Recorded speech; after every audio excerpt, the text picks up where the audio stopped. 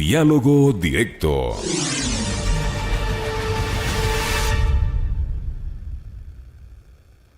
Ya son las 12 horas con 34 minutos, 12 con 34 minutos. Continuamos con más información y entrevistas en la segunda entrega de Punto Noticias a través de Pichincha Universal.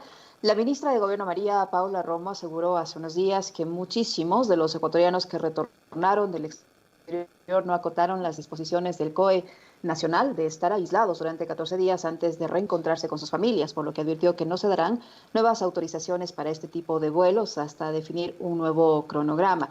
Para hablar de este tema nos acompaña Jorge Baeza, decano de la Facultad de Jurisprudencia de la Universidad Internacional del Ecuador. Doctor Baeza, buenas tardes. Gracias por estar en la señal de Pichincha Universal en la segunda entrega de Punto Noticias. ¿Se está cumpliendo el protocolo para el retorno de ecuatorianos que se encuentran en el exterior en el marco de la emergencia sanitaria, o al menos se cumplió en lo que constituye esta primera parte del retorno de los ecuatorianos? Le escuchamos. Buenas tardes. Perfecto. Muchas gracias por la entrevista, por darme este espacio en su prestigiosa radio. Mire, primeramente lo que aquí tenemos que ver es, primero, que las medidas que se han adoptado han estado amparadas por la Constitución, ya que Ecuador tiene la obligación de asegurar un retorno de nuestros compatriotas para que se consiga la reunificación familiar, que es algo que la propia Constitución resguarda, y también asegurarles salud. Ahora bien, con muchos derechos, nos vemos enfrentados a una pugna de ellos, es decir, que existe el derecho de la movilidad humana, pero este no es un derecho absoluto, como tampoco lo es la libertad personal. Y ambos derechos el Estado los puede restringir, sin que incurra en violación de derechos humanos. El Estado lo que debe demostrar para poder restringir estos derechos es que la medida es legal y constitucional, que la medida responde a una necesidad imperiosa que es compatible con los objetivos de la democracia, como en este caso es el evitar mayores contagios, y que la medida es proporcional en la búsqueda de estos objetivos. Entonces, aquí ocurren dos cosas. Una son los vuelos humanitarios, que tenemos que analizar si es o no constitucional suspenderlos, y por otro lado, las medidas que se toman de restricción, de cuarentena en hoteles. Entonces, siguiendo a este tema de la privación de libertad, vamos a hablar de privación de libertad. Sabemos que no es objeto de una privación de libertad por un delito, pero de todas maneras ocurre que estas personas están en un hotel y no pueden salir de él. Y se entiende que esta medida es necesaria y proporcional, porque es la necesidad que tenemos para evitar más contagios.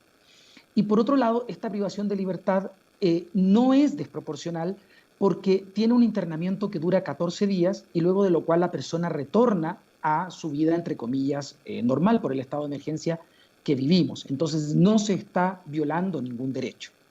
Y por otro lado, tenemos el tema de la suspensión de los vuelos. Entonces, aquí el derecho a retornar al país debe ser garantizado por el Estado, porque forma parte de este derecho a la movilidad humana, la libre movilidad. Pero este también se puede regular viendo lo anterior, si es legal, necesario y proporcional. Entonces, en este caso, si el Estado demuestra que la suspensión de los vuelos es necesario para organizar el retorno de mejor manera, la medida sería justificada y proporcional, tomando en cuenta que la ministra Romo dijo que esto va a ser por un tiempo, pero se va a reanudar. Y obviamente no es constitucional que se suspenda de plano y por siempre, o por no hablar de siempre, sino que por mucho tiempo. Hay que tener en cuenta que los ecuatorianos en el exterior tienen el derecho a regresar y ellos tienen el derecho a que el Estado les asegure su salud. Ahora, doctor, ¿qué garantías tienen estos compatriotas que, según cifras no oficiales, son alrededor de 2.500, 3.000 personas que están en diferentes partes del mundo, de regresar, tomando en cuenta todas las consideraciones que usted acaba de mencionar? ¿Cuáles son las garantías que ellos tienen para volver? Además, no hay una fecha específica para la reanudación de estos vuelos, y acá no hay una situación tampoco muy clara de cuánto más va a durar la emergencia sanitaria y la cuarentena. Han regresado por vuelos humanitarios 691 compatriotas. El ministro Valencia nos señala que hay 2.500, es la cifra de extranjeros que tenemos fuera del país. Y obviamente ocurre que el Estado tiene la disposición a que ellos regresen, pero como le digo, hay que hacerlo de manera ordenada. Y hay denuncias respecto a que el confinamiento de nuestros compatriotas en hoteles no se ha cumplido. Ellos han salido de los hoteles a ver a sus familias e incluso han salido fuera de la provincia, fuera de Quito, se han ido a otros lugares para visitarlos, poniendo en riesgo a la población. De a poco vamos tomando conciencia de lo grave que es esta enfermedad y cómo vamos contagiándonos. Yo estoy seguro que en la medida que todos tomemos conciencia de esto, esto va a parar. Ahora, ¿qué ocurre? Que, claro, el Estado busca que nuestros compatriotas mediante vuelos humanitarios regresen, pero si ellos no están cumpliendo las medidas de confinamiento es donde tiene que suspender y ver qué hace. Ahora, yo tengo una sugerencia o es mi forma de pensar, mi criterio, y creo que el Estado lo que debe hacer a raíz de que las cifras de nuestros compatriotas en el exterior todavía no es excesivamente alta, debiera analizar caso a caso, es decir, tomar medidas dependiendo de la edad, si son menores de edad, si no tienen padres, si son discapacitados y si tienen un bajo poder económico, si es que son personas vulnerables económicamente. No debemos, en mi opinión, tratar a todos por igual, ni para la repatriación, ni al momento entonces de dar esta ayuda de vuelo humanitario, sino también al regresar, cuando no todos, a mi parecer, deben ser puestos confinados en un hotel de la misma manera. Pueden haber otros mecanismos. Hay que tratar de discernir caso a caso para buscar el bien común. Ahora, doctor, específicamente por lo que usted señala, no todos los que están en el exterior están en condiciones de subsistir el tiempo que dure su permanencia en otro país para poder volver de nuevo y retomar su vida normal en el Ecuador. Si se analiza caso por caso, sería bastante viable. El problema es que muchos de ellos aseguran que se les hizo un ofrecimiento, y le digo porque ayer tuvimos la entrevista con un ciudadano ecuatoriano que está en México, y que se les dijo una cosa al inicio y en la práctica fue una totalmente diferente, como por ejemplo el costo de los boletos aéreos, el costo del hospedaje en los hoteles, que acá se asignó para mantener esta cuarentena, y no todos están en las mismas condiciones económicas de poder enfrentar tanto los costos acá como los costos en el exterior. ¿Qué hacer en esos casos? Respecto a los costos acá, yo sí considero que el Estado debe buscar alternativas más baratas. Sin duda, a mí personalmente no me parece una idea loca que pueda ser incluso utilizado no necesariamente hoteles, sino tal vez hasta moteles que den las condiciones para ello, como lo ha señalado el alcalde Yunda. Todos tenemos que poner de nuestra parte, acudir al corazón de los empresarios, de personas que tienen más que otros. La única forma de salir de esta pandemia para mí es mediante la solidaridad. Y por otro lado, respecto al costo de los pasajes, obviamente estamos frente a un país que está quebrado antes de esta crisis financiera, de esta crisis sanitaria, mejor dicho.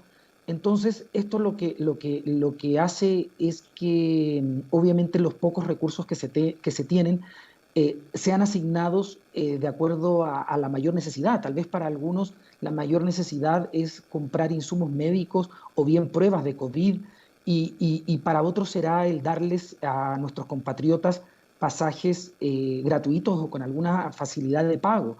He leído también que por parte del IES se está activando todo el tema de acceso a préstamos quirografarios, incluso para estas personas que están fuera del país, para que puedan tener los medios para retornar. Pero sin duda, lo principal es que esto sea de una manera ordenada y que nuestros compatriotas que regresen demuestren que cumplen con la cuarentena para de esa manera ayudarlos. Doctor Báez, en todo caso, ¿usted cree que los mecanismos utilizados por el gobierno nacional para el retorno de los ecuatorianos de los que han podido volver al país fue el correcto, el adecuado? Dentro de las posibilidades, sí. Ideal sería obviamente que estos vuelos humanitarios, y como su nombre lo menciona, humanitarios, no tengan costo, por ejemplo. Pero respecto a las medidas de confinamiento o el, no edad, o el buscar que no se propague el virus, que no existan contagios, como le digo, a mí me parece que es lo correcto, pero sí al menos con la gente que está aquí, que ya está aquí, creo que se debiera hacer un estudio caso por caso, que no llevaría mucho tiempo y darle prioridad a estas personas que necesitan una atención prioritaria. Prioridad a las personas que están también en el exterior, porque muchos de ellos deben ser posiblemente niños que no están con sus padres, que se fueron de Así vacaciones, es. estudiantes, personas que Así por es. motivos laborales tuvieron que salir y que posiblemente si no vuelven en un tiempo establecido hasta pierden su trabajo. Así es. Y también yo considero que debe haber también un esfuerzo de nuestros consulados y embajadas en el país donde están estas personas. Debe ser un trabajo conjunto para justamente lo que usted me dice. Si hay niños de por medio, a ellos darles la prioridad. Si hay personas que trabajen, pero trabajen en algún lugar donde obviamente el trabajo pueda ser exigido, que como usted sabe son determinadas productores de bienes y servicios, no todos. Tampoco hay que dejar en claro que esta amenaza respecto a que van a perder el trabajo, si es que no están dentro de estos trabajos necesarios, no lo pueden hacer. O si un empleador llega a despedir, lo tiene que hacer como un despido intempestivo y cumpliendo con todas las indemnizaciones del caso cuando se interrumpe una relación laboral por decisión del empleador.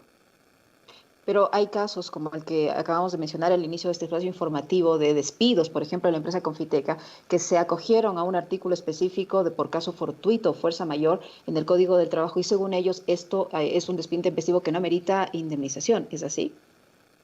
Yo considero que es completamente discutible a lo que nos referimos por fuerza mayor. Yo sí considero y estoy seguro que van a haber demandas laborales al respecto.